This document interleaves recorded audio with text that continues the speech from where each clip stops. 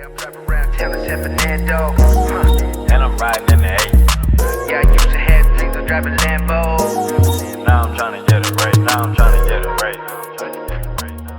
Welcome to the Let You Tell It podcast.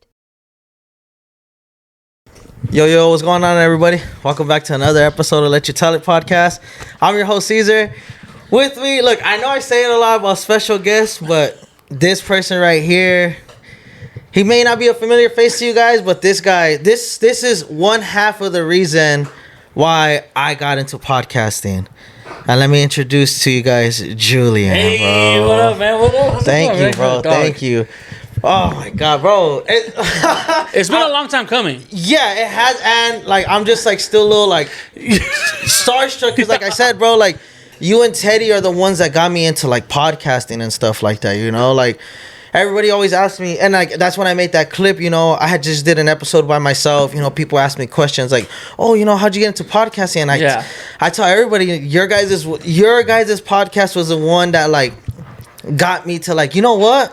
I want to do a fucking podcast, bro. That's so, awesome. That's all. You know, and it makes it worth it. I mean, of course, everyone we know wants the recognition. They want fame. They want money. They want to. But like, I always told Teddy, like, dog, if we just could affect one person in our life to do something different, to try something new, it makes the entire experience worth it. Exactly, you bro. know? Yeah. And that's what's happening with me. You know, I explained it on the last episode. One of my boys from high school. It's funny, you kind of look like him too, bro.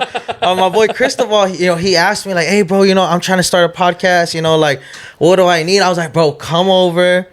Ask me whatever you want. I'll show you everything I use, down from my equipment to my softwares and all that, bro. You know, like I'm not the type to gatekeep. I was like, because it's just, you know, the world we live in nowadays. You know, everybody got like there's room for table at the table for everybody. There's room for everyone, and anything. Not like everyone's different. Like what I say, what you say might sound the same, might be kind of the same, but it's different coming from different people with different feelings. So it's always like, I think that's the biggest thing about anything.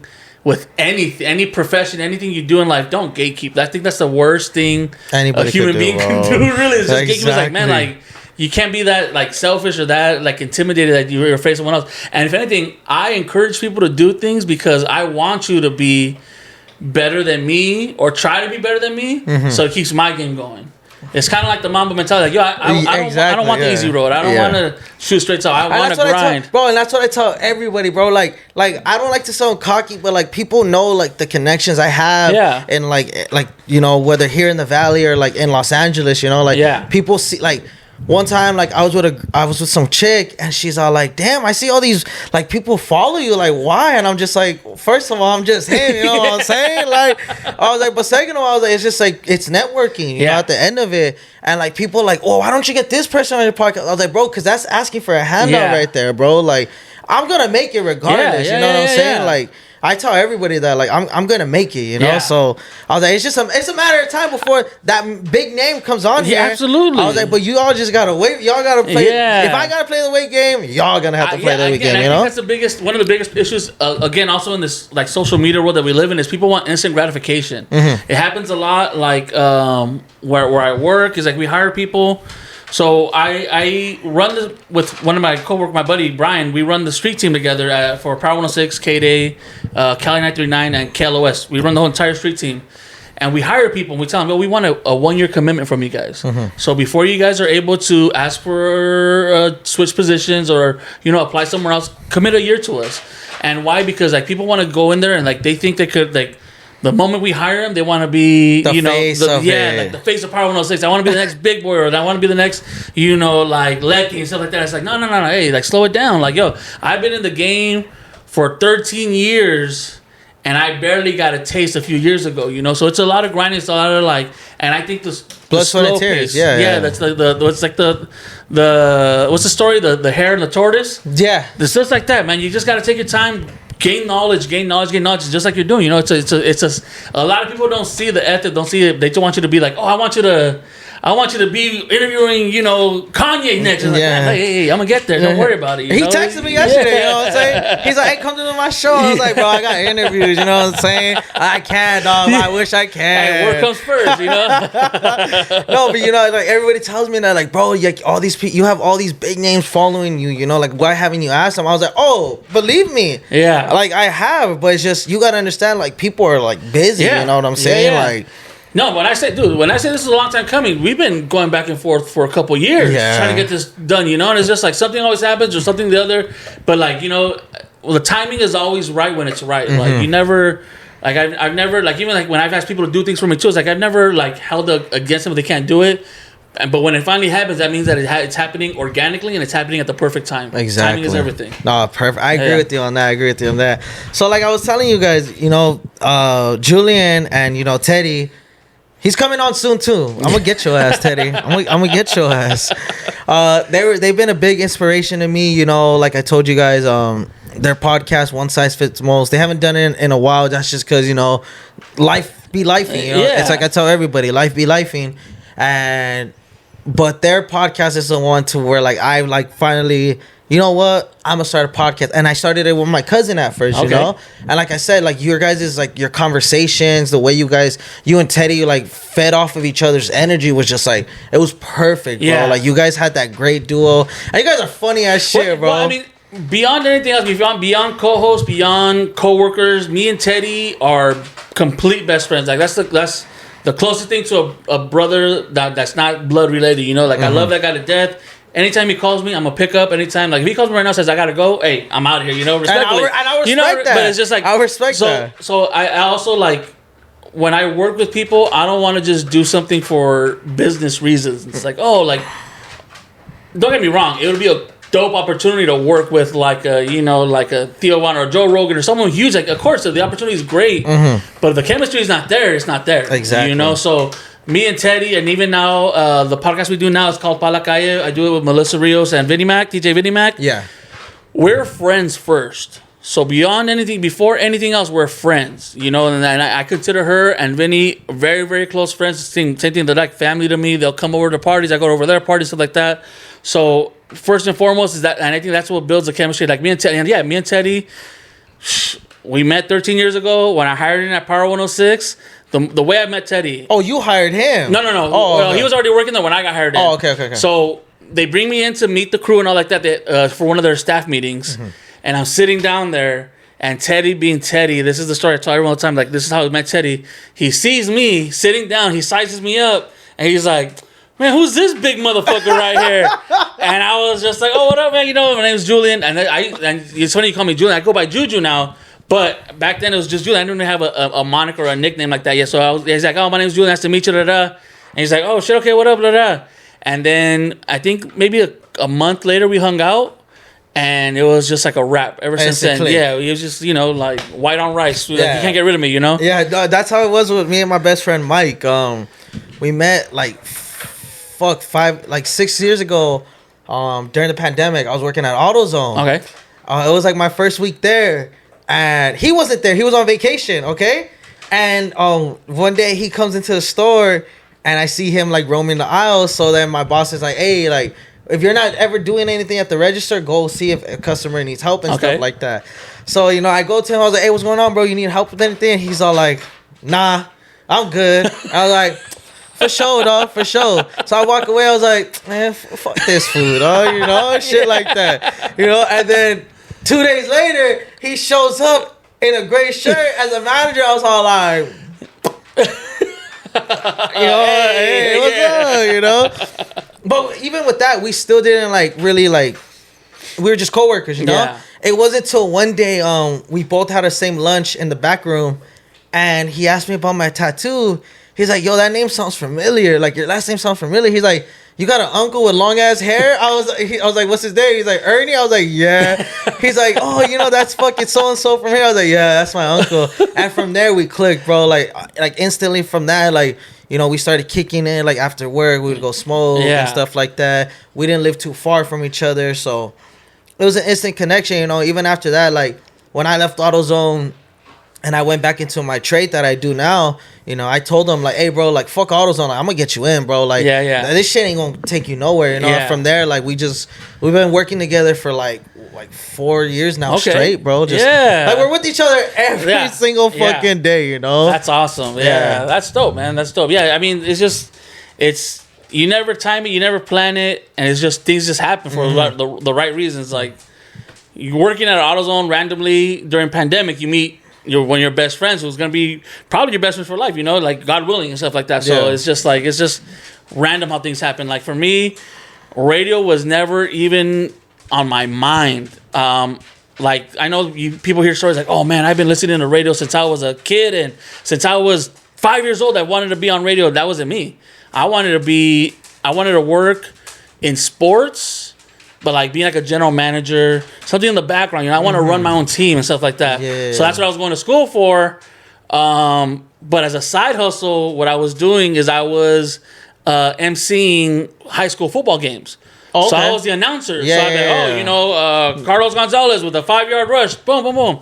And randomly one day someone's like, man, hey, you're kind of funny, dude. Like, you should try for radio. And I was like, word? And I was like, nah. And I thought it went in one ear out the other. And then one time I was sitting at Citrus College in the library on the computer writing a report. And I was like, let's see how hard it is to get into radio. So I applied for Kiss FM for their street team. Y'all missed out. That's on you guys. Kiss FM, iHeartMedia, you guys messed up.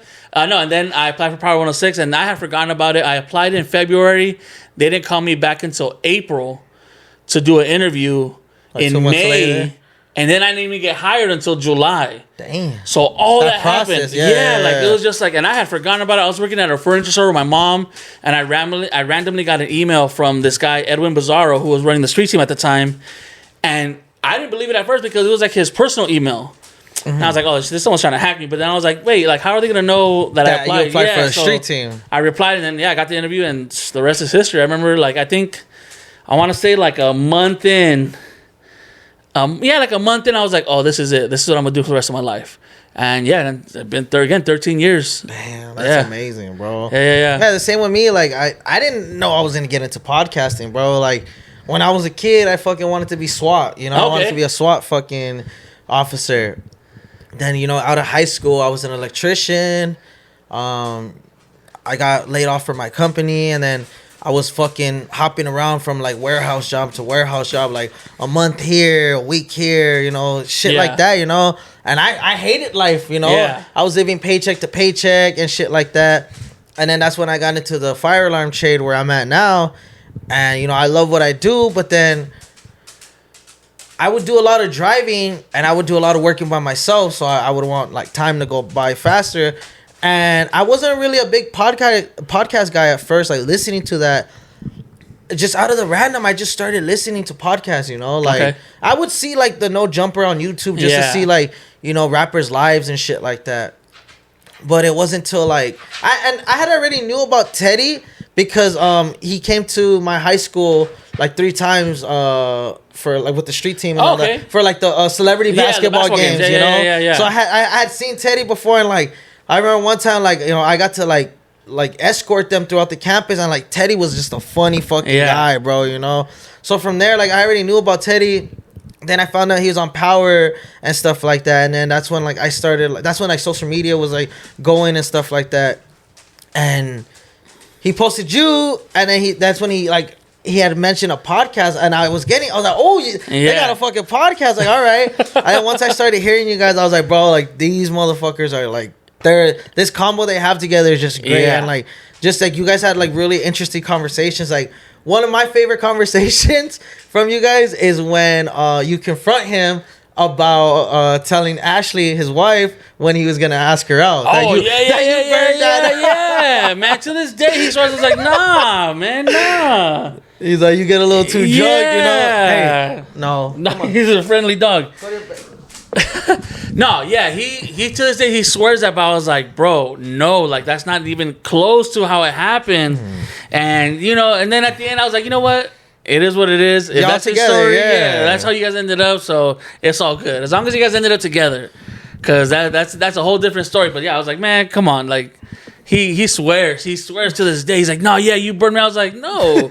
I was like, because that was a funny one because he said that story when you weren't on the episode.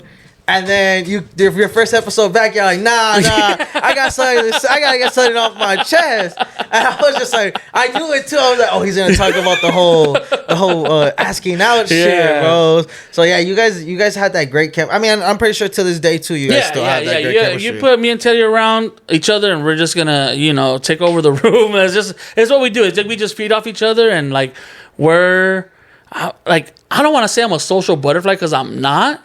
But you put me in a social setting and I thrive.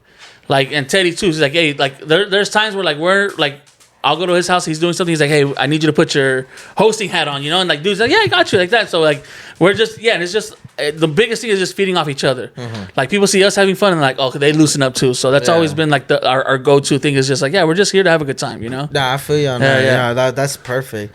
And what made you like really stick with the whole like street team, like the radio and stuff like that? Like, was it hard at first? It's hard now. I think working in radio is probably, I came in right after the golden age of radio, I think. Like, I don't know if you remember listening to Power 106, but they used to like give away trips to like Hawaii and, we're going to South Padre Island. Mm. That's what I was like, oh, damn. But when I came in, it was a little bit obviously after the recession that happened in the early 2000s, stuff like that. So it was like, 2013. We're just starting to get right again. Mm-hmm. But radio was never the same. And, like, there's budgets like that. But, like, so to me, it wasn't as glamorous, but I love it. I love when you put a mic in my hand. I love talking to people. I love making people feel welcome, listening to people's stories. Like, and it's just, I don't know. I like that. And so doing that, again, like maybe a month, and I was like, yeah, this is for me. And now I can never see myself working like a regular 9-to-5 job. And of course, if I have to, I have to. Oh, like, yeah, you do what you got to do. Yeah, you got to, like, that's the biggest thing too. Is like, I always tell people like, dog, do what you got to do. This is a crazy industry. One moment you're on top, and one moment you're out of it. Mm-hmm. And this happens to everyone. I think the biggest thing too is people think like, no, this couldn't happen to this. Like, yeah. Like, I think the one thing I learned is that no one is safe in radio. Mm-hmm. Like, I've seen the big boys, the J. Cruzes, the Felly Fells, all walk away or get their walking papers. So Felly Fell. I always take it as a blessing, man. Like, shout out Felly Fell again, a brother to me. Like, I love that guy. So I always take every day as a blessing at the radio, and I think the biggest thing is just taking advantage of it, like using it to your advantage. Like for me, I was able to build something with Teddy. I built somewhat of a social media following. The podcast with Melissa and Vinny, like that's ours, and no one could take that away from us. So even if I lose radio, I still got that to fall back on. So like, yeah, I love it. I love getting a mic in my hand and talking to people and just sharing my experiences, sharing my life experiences, sharing stories and stuff like that. I love it all. Yeah, that was me. Like once I started podcasting, like I fell in love with it. Like people are like, oh, like, doesn't it get hard doing it by yourself? I was like, yeah, it does, but sometimes you got to do what you got to do, like, I've already had, like, the whole co-host stuff, and it didn't work out twice, so at this point, I tell everybody, like, I'm by myself, like, I have my little team, of my peoples that are there, for me, people help me get guests and stuff like that. Hey, you should get this person, or like, hey, like right now, my boy Sinelma, he's not here, he went to the Kanye concert. Fuck you. He's here usually all the time, like with the camera, making sure the angles are good. And, him too, like he tells me like, hey bro, I got this person to interview and stuff like that. Yeah. So, he's a person that, like I really appreciate. And again, bring up my best friend Mike again. He's the one that started pushing me more to do the podcasting work. Cause, I went through a lot of traumatizing shit like 3 years ago. And he was always like, bro, you gotta do what you want to do. Like you can't be sad your whole life, Like I know, I understand, you lost these people and stuff like that, but now it's time for you to like step up and do what you got to do. Yeah. And he's like, I was like, yeah, bro, but I need this equipment. He's like, bro, here's my fucking Klarna account, bro. Buy this shit, make the payments. I know you're going to make the payments, bro. Like, do what you got to do. So you're like, that's why, like, a big shout out to my boy Mike, like, he's always been there, to push me, hold me accountable. If I'm ever falling off, he's like, hey, bro, like. And you need people like that. You need people like that in your life because I mean, I think and this isn't just some people. I think every person in this entire earth has the fatal flaw of self-doubt.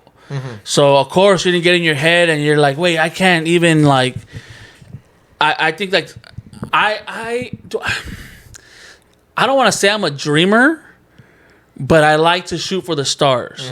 Because there's a difference. A dreamer, you lay in your bed the whole day and just like, oh yeah, I'm gonna do this and that. But if you're not putting it into action, it's not gonna happen for you. So I have a vision. It's like, yo, I've been around people where I'm like, I'm as good as that. And I'm the same way, bro. You know, I'm so the and I think like way. I'm the problem. It's not a problem, but like I'm that guy in the friend group where I'm like, dude, like no, just do it. Yes, you're as good as them. Like just do it. Like, oh, but what if I? Who cares? Who cares? Who cares what they think? Is just as long as you're doing it, you're authentic to yourself. No one can ever beat that.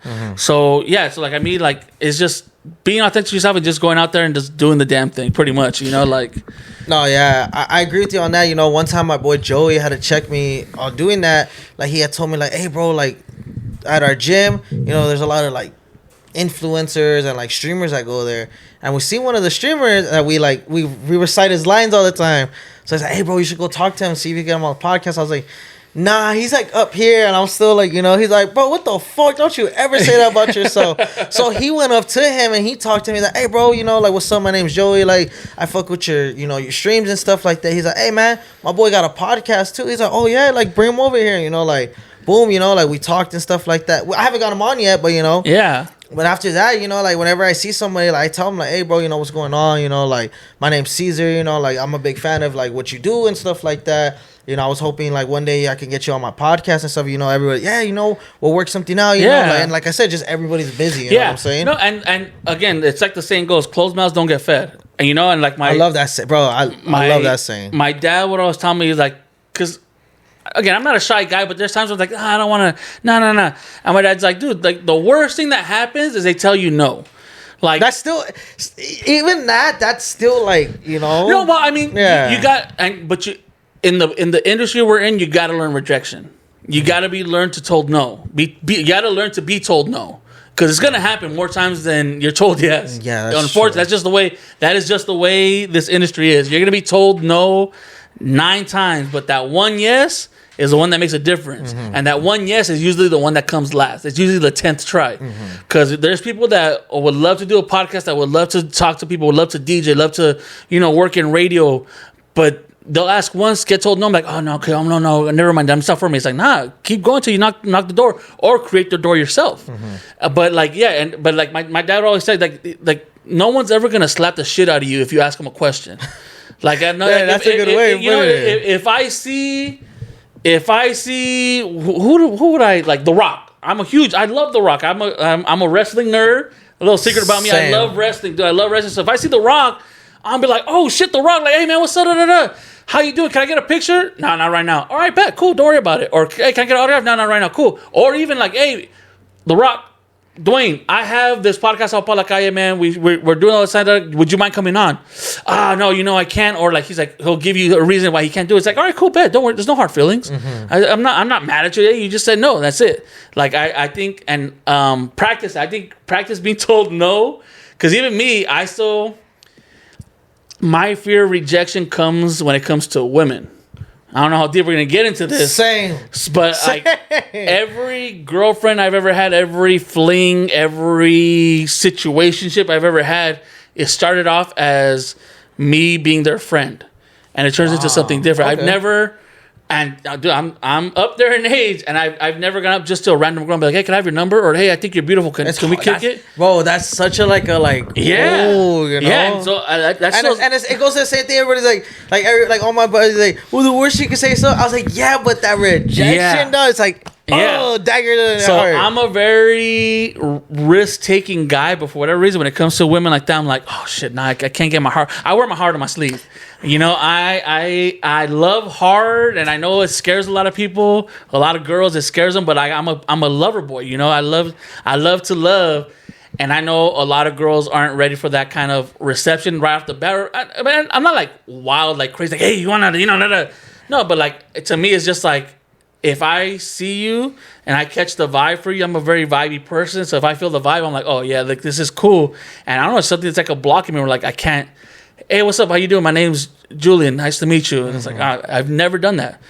So the only time that happens is like if I'm in a group of friends and they introduce us. Yeah, this is my homegirl. Oh yeah, nice to meet you. And then it's like, okay, cool. You catch the vibe and you start feeling yourself. Da da da. But like randomly at a bar, go up to a girl and be like, "Hey, can I buy you a drink?" Never done that. Yeah, bro. Same. Like it's just like, fuck. Like it's that reject. Like trust me. Like I'm the same way. I'm just like you know, like I be going to raves, you know, and my brother's like, "Oh, go see if she." I'm like, "No, I'm cool right here." You know, like I like where I'm at right here and stuff like that. And it's hard, bro. So like I'm not trying to come off as like higher than thou. Of course, we all have our fears, and sometimes you conquer different fears, but like I think when it comes to like artists, any kind of entertainers, growing up where we grew up, to me, like these are the least worrisome people of my life. Like I don't know, like I fear rejection from women I'm attracted to, from my family, from my church, you know, from religious leaders. I fear their rejection, but a random person, like I think the biggest thing too is like seeing like, oh, this is just a normal person. And I don't mean this as a disrespect to anyone famous, but like it's just like I've met you all, and you're all the same. Yeah, you're all just people. Yeah, like I know it sounds dumb to say, but like you know, like the saying goes, we all put our pants on one leg at a time. You know, like I agree with you on that because like I'm close with JP, Letty's wife. Okay, I mean husband. I'm so sorry, Letty's husband. Jorge. You know, like he's like taking me under his wing, you know, like I consider him like as my mentor, you know, like whenever I need advice and stuff like that, I can go to him about everything. And, you know, they just opened Marathon Burger in Long Beach. And, you know, I was there helping them out and stuff like that. And, you know, like I've been around Black Sam, you know, I've been around the whole crew, you know, like I've been around Big Boy, you know, so many times. And just to see like the people, like the way they get over them, I'm like, bro, like hold up, you guys are getting like too wild because like you guys are gonna stop this whole event because you guys just want to take a picture with them. Like, let's get this ribbon cutting, and then by all means, you know, all the pictures and stuff like that. And it's just like it's not to sound cocky, but you know, like you said, we're around a lot of like known people like that, you know, and it's just. And I think I even tell everybody that too, like they're human just like me, bro. Yeah, like I think the biggest thing too is like, I want to say the two most famous people I met and so far in my entire career, like truly met and even spoke to a little bit, is Kanye West and Jackie Chan. Holy shit. Yeah, so and you would think Kanye, we've seen Kanye on TMZ, we know how he can be and stuff like that. But I met Kanye, this was pre-pandemic. We did a Powerhouse. He was headlining. Oh, man, I miss Powerhouses so much, man. And so my job, I was an artist runner. So I'm the one who was in charge of getting artists from their dressing room to the stage or from their vehicles to their dressing rooms. So I mean, and we all had our preconceived notion of what Kanye West is like because we seen him in videos like that. So we're like, oh, Kanye's coming, everyone clear.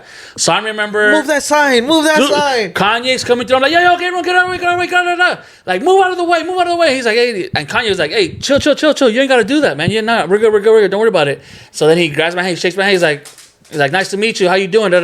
So we chopped it up for like a cool minute as we're walking like that, and I was like, oh shit, like he's a human being. Again, that was my first taste of like, oh, he's just a normal person. Even though he has this all amazing artistry and stuff like that, he is Kanye West and like that. But then to me, even bigger than that, Jackie Chan to me is that's a crazy one. One of my favorite. I love his movies. I love watching like all his old movies and stuff like that. The Drunken Monkey stuff like that. Rush Hour, of course. Those are good ones. The Drunken Monkey, yeah. Rush Hour, or was it? I forget the name. It's at the tip of my tongue. The one he's like a cop. And he has like a series in China about it, like a movie series in China about him being a cop. But it's like an 80s, 90s movies. But I've watched all of them. I meet him, and he walked around the entire studio station area.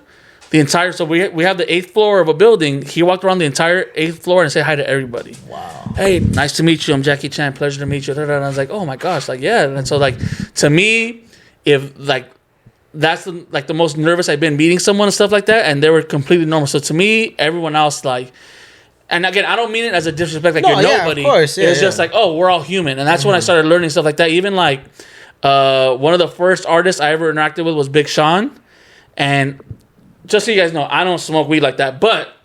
Like that. I mean, I partake in. I do as much, but I even like when I came in, I never really did it like that. I knock on the door. Hey, talk to Big Sean's manager. If we need Big Sean, we start walking up to the stage. He's like, come on in. I walked in, and he's like, it's being hot box. He's like, you want to hit? And I was like, nah, man, I'm good. I don't smoke. And then I'm like, in retrospect, I should have said it right away. But I was like, no, I'm cool, man. I don't smoke. He's like, you ain't gonna smoke with me? And I was like, damn. I was like, actually. So like, I took a hit and it's like that. So like, and I'm like, green lungs, like coughing, the motherfucker. He laughs and like that. But I was like, yo, shit, like that's crazy. Like, yeah. So what I've learned the most is like, celebrities are just people. Ask them what you need to ask them, and they'll tell you yes or no. Mm-hmm. And for the most part, a lot of them say yes. Like I think I like, who is it? Gosh darn it. I just saw Shia LaBeouf. Oh my. Shia LaBeouf, the one his recent interview. Yeah. Where he says, yo, I stopped to take pictures with everyone because of Mike Piazza. And he's like, fuck Mike Piazza. And it's funny because I have a similar story like that with Mike Piazza where, he just fucking brushed me off. And I didn't hold that grudge like he does. But he's like, I stopped to everyone. Yeah, because like at the end of the day, too, as, a celebrity, whether you're A-list or a fucking like F-list celebrity like me, when people come up to you, that's your crowd, your money. That's where it's coming from, So it's like you gotta stop and say hi to everybody, take the pictures, say hi, talk to them, and you just never know what might come from it. And I think so. Like I think your friend's right. Like, hey, go out there and just take the shot, man. Like if you see someone like, hey, especially in this area we live, like you live in right here. I'm not gonna put you on blast, but the area you live in, there's a lot of social media influencers. Bro, just my gym alone. Yeah, just my gym alone. You got everybody like out here. We have a couple groups like Chico's Toxico. Yeah. These fools. Yeah. Like Shotty Bay, she goes to my gym. T-Ogs, he's a streamer. He goes to my gym. So it's like all them. Yeah, I see them a lot. Pick their brain, and of course, one day you're gonna encounter a social media influencer who is just a complete asshole. Mm-hmm. But it happens. Don't hold it against them. Like, it is what it is. For every asshole like that, there's 5 social media influencers that are really cool and also don't gatekeep and stuff like that. So you're gonna learn a lot, and it's just cool to meet people, stuff like that. Yeah, for sure. Like Felipe from Chico's Toxico, like I was able to get a good conversation out of him, because I told him like, what you guys are doing is like great, Yeah. It's inspiring, especially like. They're coming from the same place that I come from, the San Fernando Valley, and the way they tell their story, like, bro, we were just construction workers, and we said, like, well, if this person could fucking do it, why can't I do it? And it goes like that, Yeah. And they were the ones to just take that risk and keep posting. And like they said, our first couple of videos didn't get the fucking views we thought it was, but it's just about consistency. Yes. Keep it going, nonstop. Because to me, it's like, I've seen this meme on IG and Twitter, it's like that, where it's like the guy that's digging for a diamond, and he's like right there, but he already had given up. Mm-hmm. And there's a guy who's still further away, but he still keeps going, and he's gonna find a diamond. It's like he's gonna find the whole pile. Yeah, you never know when that one's gonna hit. That's just gonna like boom, and it just shoots you to the top. I think consistency is key, and every streamer, every influencer I've ever talked to, they say the exact same thing. It's like, yeah, dude, we did this. I think one of my favorite success stories. I love Mr. Beast. Random. That's why I love Mr. Beast. I like his videos. I think that like Mr. Beast. If you see this, man, let me be. I want to do the one where it was like a fucking guy. He's like, yo, for $250,000, you got to live a year by yourself. And I was like, I want to do that. Yeah, give me that shit. I'm fine with that. No. So, but even him, like I see like videos of him, and he's like, yeah, when I first started, I was getting maybe like 10 views. I had 1 subscriber. Even me with my YouTube channel, I have 5 subscribers right now, and like, yeah, the views are cool, but like that was just like, but it's consistency, and it starts building and building and building and building to where it's like, okay, now, and that's the biggest thing is just stay consistent, stay dedicated, and don't give up because it's hard. If it's not for you, it's not for you. Mm-hmm. That's fine. If in a month you're like, you know what, I'm cool. I did the podcast thing. I gave it a good shot. I'm ready to move on. That's fine. But don't just do it because it's like, oh my gosh, it's so hard. I don't want to do this no more. Because those are the people that will regret it the most. Yeah. Like, hey, I don't even like calling it failures, but it's a failure. If you fail, you fail. But at least fail, giving it your all, and when you're ready to move on, you're ready to move on. Don't I think like the biggest thing is like people are like, nah, you know what? It's too hard. I don't want to do it no more. It's like that's the fun part. Yeah. I love the grind. I don't love the struggle. I mean, I wish I got paid more, but no. But it's part of it. It's part of it, and it's part of this like part of the journey. Yeah, and I'm starting to put it into perspective. Like when I was in high school, playing high school football and baseball and stuff like that. Of course, it was fucking hard. I hated that shit. Same. But my dad made me stick through it. He made me keep doing it, and that's why I learned that perseverance. And somewhere along the way, I lost it, and I feel like I'm finding it again. Where it's like, oh, I'm enjoying the struggle. Like, cause there was a moment where it was just like being in radio. I was like, nah, this shit ain't working out, dog. So before I had met Melissa, I had known her a little bit. I was on her show, her afternoon show on Cali for like 2-3 years. But right before she asked me to be part of her show to help her out as a producer, I was ready to I wasn't ready to give up. I was ready to move on. I had applied for a job at a school district, and it was like a stagehand job type of thing where I would like help develop stages for like the theater and stuff like that. And like it was a good paying job. It was cool. I was like, oh, I could see myself doing this. And I remember I interviewed for it, and I didn't get the job. And I was like, and so that was my probably, I don't want to say it's my lowest point, but it was a weak point for me where I was like, fuck, I don't know what I'm gonna do. I can't stay here in radio. And I can't seem to find a fucking job. What am I going to do? So I was even getting ready to like, well, fuck it. Let me go learn to be electrician, plumber, something like that. They're always looking for those, So I was going to do that. And then randomly, I'm hanging out in the studio with Melissa. And she's like, hey, do you want to help me produce the show? I was like, fuck yeah. So like, and it's a wrap. And ever since then, it's been a wrap. So I did that with her for 3 years. I recently stopped doing that for her because, just budget cuts in radio. It is what it is. But through that, we were able to build the podcast we have now, Pa La Calle. And even then, like we're still at the very young, like age of a podcast. Like I think we just wrapped up our 91st episode. Wow! So we're 91. Well, don't say wow yet, because we're 91 episodes in it, but we've been doing it for almost 3 years. So there's a lot of ons and outs, but then we're finally starting to find our rhythm, a little bit consistency, being a little resilient, and so we're even like, probably like July, August, we're gonna do our first live show. We don't know what it's gonna be yet. I'll be there. Dog. Yeah, so we don't know if it's gonna be like a comedy show, a dinner, a meet and greet, a live recording, a mixer. I don't know.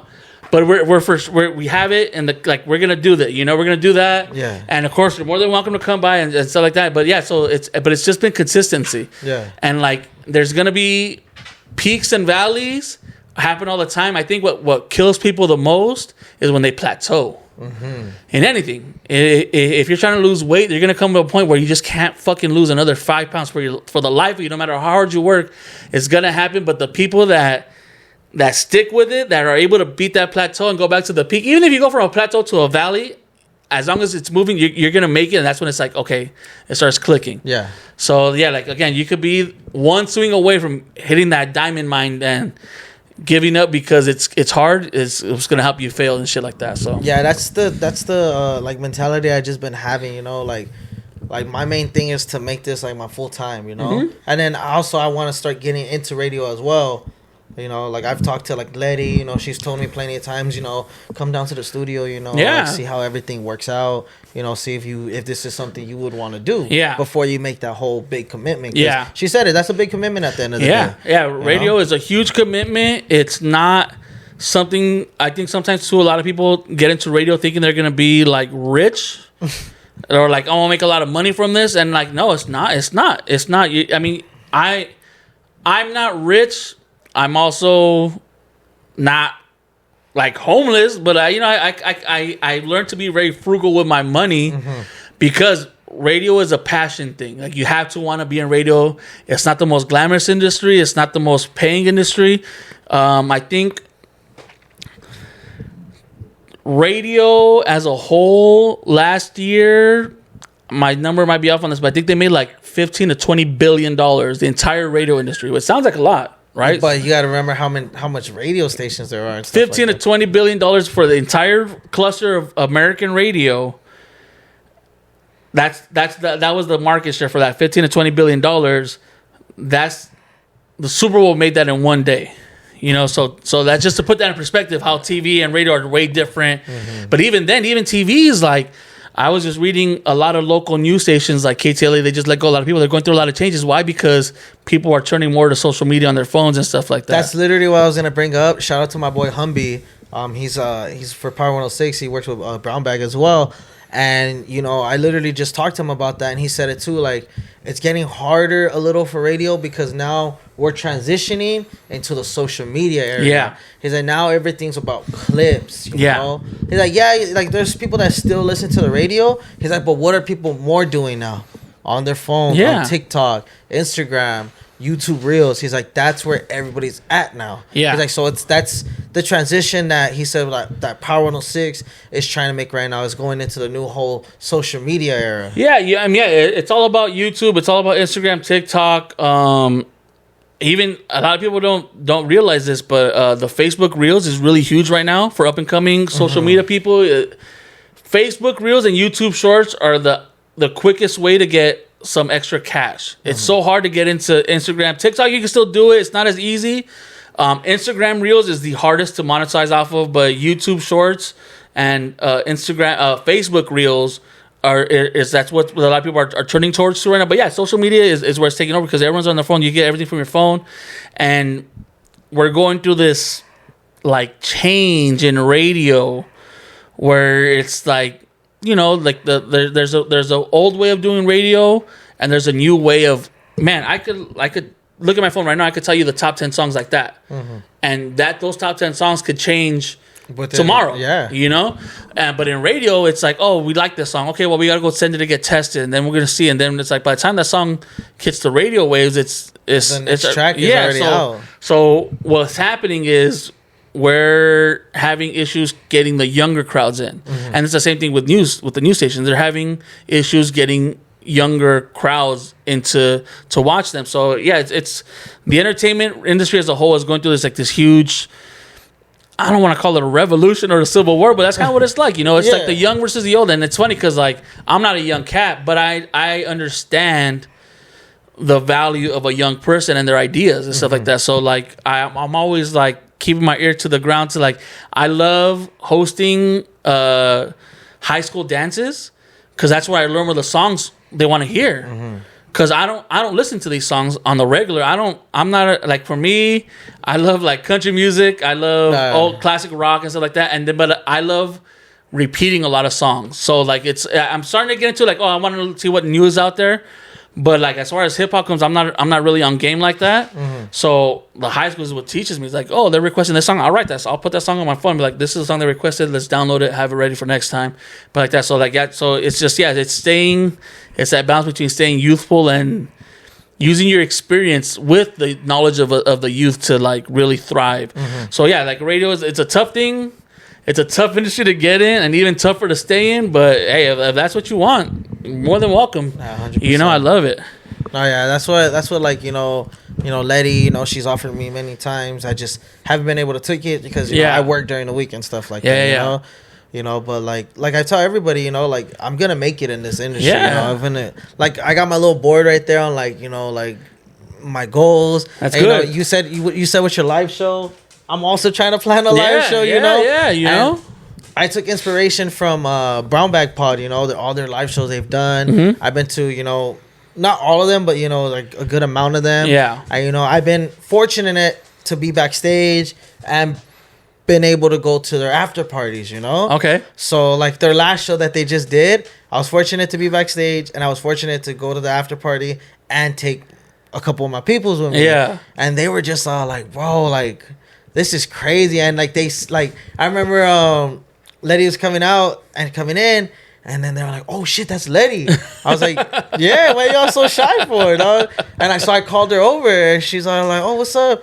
I was like, oh, these are my boys. You know, they wanted to meet you. They wanted to say hi and stuff like that. And after that, they're like, bro, how do you know her? I'm like, bro, it's just like, that's family right there at the end of it. You know what I'm saying? I was like, when it comes down to this industry, you can't be an asshole, bro. You can't be that. You can't be that big-headed ego person, because like then nobody's gonna want to fuck with you. Yeah, and it'll come back to bite you in the ass. And I think too, also people don't realize that radio is such a small circle, and people get. I don't want to say it sounds bad saying recycled, but you know they get recycled around. So like this person might be at this radio station, but then they'll come work here, and then they'll go over there, and it's just like everyone works with everyone at some point, and at some point someone's gonna ask, "Hey, what do you think about this person?" So I think it's always important, and even if it wasn't radio, like I think I always try to lead with respect, be courteous, be thoughtful, be of service to people, and it paves the way, and it gets you in places like that where it's like, yo, I would respect what to let these, and she's like, yo, this guy's a fucking vibe, so now it's have that, and she's a good person to have in your corner, because she's been in a lot of different parts of the industry, and she could put you on a lot of games. She could be a good mentor. No, that's why I tell everybody, like it's so crazy that like her and JP, like I consider them my mentors. And I even like when they announced like Brown Bag, like that was her last episode, I told her and Vic, because like I'm close with her and Vic, I told her like, hey, out of respect, just know I'm coming for that spotlight now. Like that spotlight's mine to take now. It's out of all due respect. Like you guys are like big brothers and sisters to me in this game, and it's just like now it's time for. I tell them it's Boosie's time to shine. I know, and that's the best thing too. Is like I love that fire in people, because it drives me to be better. And I say this a lot at I don't do it as much at work anymore, because I don't MC as much at the job as more. But I remember like coming up, even as early as late as like 2-3 years ago, I would tell the street team like, hey, when it comes to a big event, I'm gonna do it. If it's a powerhouse stage, I'm gonna rock the mic, and we're gonna have a better DJ up there, and if you guys want that spot, you're more than welcome to come after me for it, but you're gonna have to work hard, and I'm not gonna give it up easy. And I love that. I love it, and that's kind of where you start learning who really wants it and who doesn't, because it's like people see a door closing, like, oh, never mind, then it's cool. It's like, nah, how do I get through that door? How do I bust my ass through that door, and how do I get through it the right way? Break that motherfucker down. The right way and stuff like that. So I was always like, and even to this day, like I don't mean it to come as a cocky type of thing, but I think like the 4 best people that I know that could rock a mic and be really, really good at it are Big Boy, Teddy Mora, Melissa Rios, and myself, and not in that particular order. Obviously, Big Boy, he's a G, he's an OG. He's been in the game for a long time, and this guy he's really quick, really witty, really quick. But like everyone else is like, no, I could hang with them. Like I could go, like you don't want to go joke for joke, bar for bar, whatever you want to do. Like I'm there and I can do it, and that's kind of like. And the moment that I can't, or someone beats me, that's fine. So, but I always look at I always like to see who's trying to chase me, because it motivates me to keep going. Yeah. So I love that. I love that fire. And it's like, hey, that spot's open now. Guess what? I'm coming in. So that's always. I love seeing that fire and that passion in people. And stuff like that. And then like I'm recently like working on my mic skills, like when it comes down to a crowd, because like. Yeah, we got this, video recording, like people watch us on TV, but that's different from working like a live crowd. Absolutely. And I recently got the chance to finally do that. Well, I last year, my buddy Sinalma, he hosted a show, because he's a rapper. Okay. And he hosted a show for one of our homegirls, because she was leaving town and stuff like that. And he asked me to be the MC, and like I was there and I was getting really shy and stuff like that, so he had to help me out a little. Then shout out to Concrete and his manager Marty.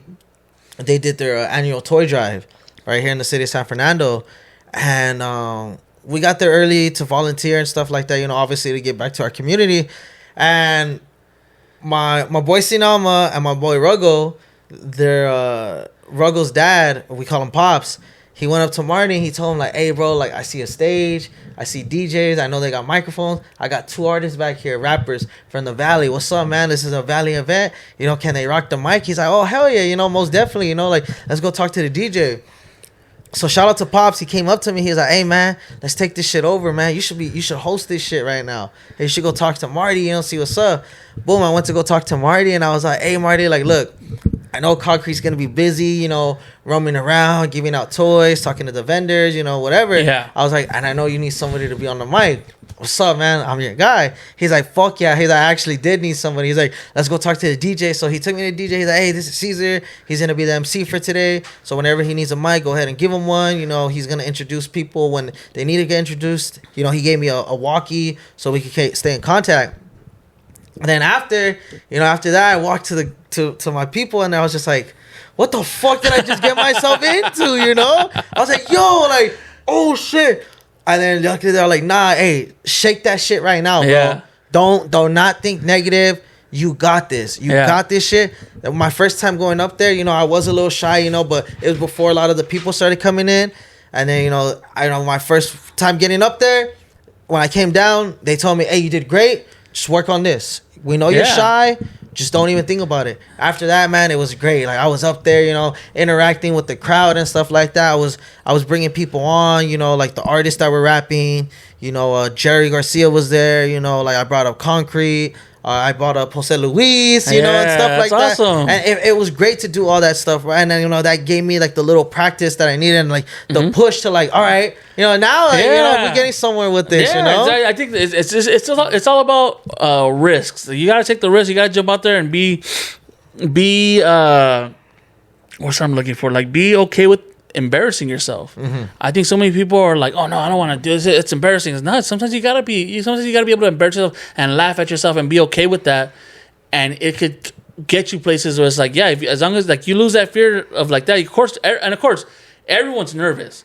It doesn't matter whether it's a podcast or if I'm a go on air at the station, even though I've done it 1,000 times or I've hosted 1,000 events, I still get nervous, and I still had to like psych myself into it. And like the first breaks always may be a little shaky and stuff like that, but I'm always there like, okay, cool, let's get the ball rolling, let's get warmed up.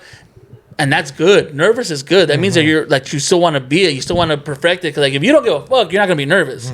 You know, if you don't care, like, whatever, I'll just give me the mic. I'm going to say what I got to say and just dip. That means you don't have passion for it no more. So nervousness is good.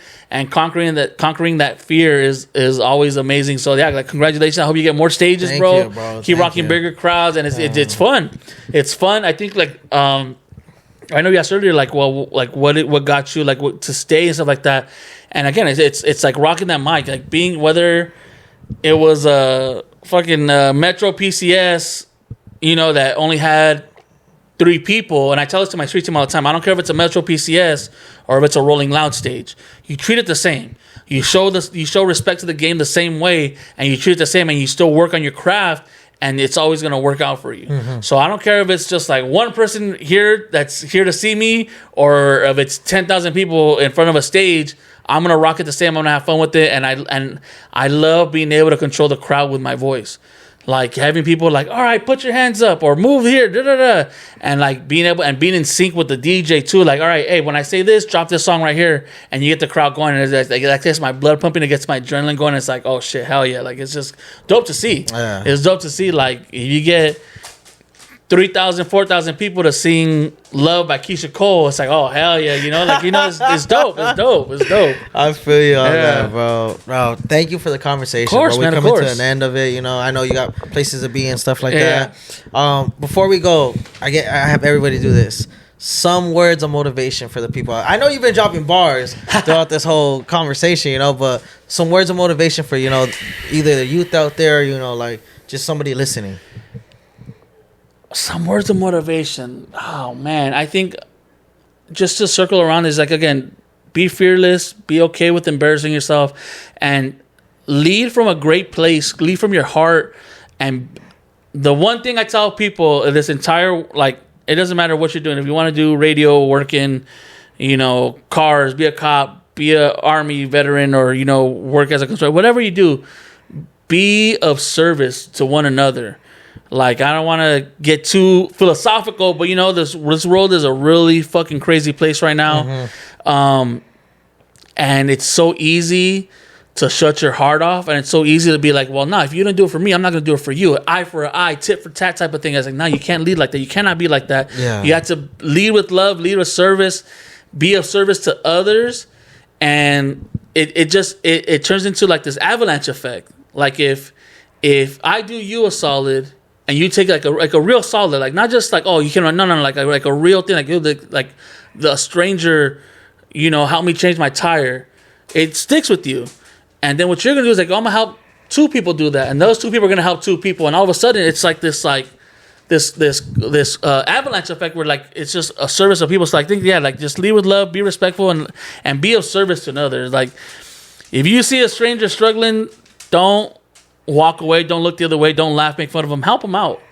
Like, and it's just crazy how great you're gonna feel about it and how you affect them. Mm-hmm. Like someone could be having the worst fucking day of their life and be on the brink of, you know, like ending it all, but your one little act of service is like changes everything. Yeah.